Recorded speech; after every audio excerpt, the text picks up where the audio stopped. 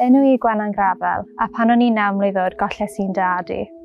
Aethon ni ar gwyliau teulu i Sbaen. O'n i byth yn disgwyl dod nôl heb dad, ond mae pethau fel yn digwydd.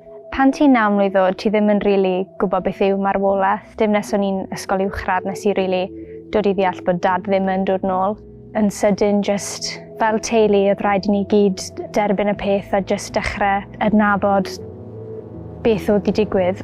Trial derbyn faint o golled oedd colli dad. Es i ddim nôl i ysgol am sawl misoedd achos o'n i ddim yn twmlo fel o'n i moyn gwynebu pawb ar ôl ni, hyd yn oed pan o'n i 9 mlwydd oed. Nes i ddim rili siarad am cwbl o wythnosau ar ôl ni.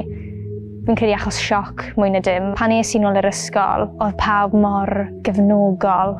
Nes i'n sicr tueddu cadw pethau at yn unan. Heb mam a manon fel support system i fi, byddwn ni ddim hyd yn oed gallu dychmygu pa mor anodd bydde fe wedi bod i fi. Ni'n ffodus iawn bod ni gyda'n gilydd. Ar y dechrau, o'n i bach yn swil am pan o'n i'n ifanc. Pan oedd pobl yn gofyn i fi am dad, o'n i bach fel, sa'n rili moyn siarad amdano fe. Ond nawr, fi mor falch oedd dad yw dad. Mae rygbi wastad wedi bod yn rhan bwysig o teulu ni, a hefyd yn rhywbeth sydd wedi cysylltu ni gyda'n gilydd. Oedd dad yn abod pawb, so oedd e'n neis wedi gallu clywed storïau nhw, achos dwi gofdi ddim yn gret pan ti'n 9 mlwydd oed, so fi gallu rannu storïau gyda pobl a maen nhw gallu rannu storïau nhw. Fi'n cael cymaint o bleser yn clywed jokes pobl am dad. Nath dad hwn unwaith pan o'n i'n ffilmo dy fe, a ti gallu dod i nabod rhywun trwy llygad pobl eraill. Syniad Manon yn chwarae oedd Project 13. 13 achos hwnna fi oedran hi pan dath i lan gyda'r syniad, a hefyd 13 oedd rhif ar crys dad. I ni, oedd tyfu lan heb lot o gefnogaeth o tu allan i'r teulu a'r ysgol. O'n i'n meddwl, wel, so'n i moyn pawb i fynd trwy'r un peth.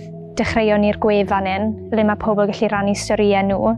Mae fe mwy bobl ifanc achos mae plant a pobl ifanc ddim yn rili deall falle beth yw marwolaeth yn iawn. O'n i ddim. Y gobaith gyda'r prosiect oedd i gael bobl i rannu storïau nhw o golled a cael cymorth mas o hwnna wedyn. Ni'n sicr wedi gweld pobl yn defnyddio'r gwefan a gobeithio maen nhw wedi ffindo fe'n rhyw fath o help i nhw. Yr unig beth allai wedi, os chi yn mynd trwyddo fe, siaradwch gyda rhywun, neu ffindwch rhywun, ffindwch ffrind, riant, athro, unrhyw un. Mae'n bwysig i siarad. Mae pobl mas na sy'n moyn gryndo arno chi.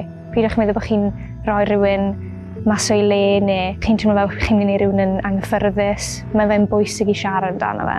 Mae'n eitha ironic bod fi'n gweud na achos nes i ddim wneud na. O'n i'n talu pris am flynyddoedd. Nath e helpu fi cymaint ar ôl ni. A nawr fi allu gweud fi wedi dod mas yr ochr arall yn person gryfach.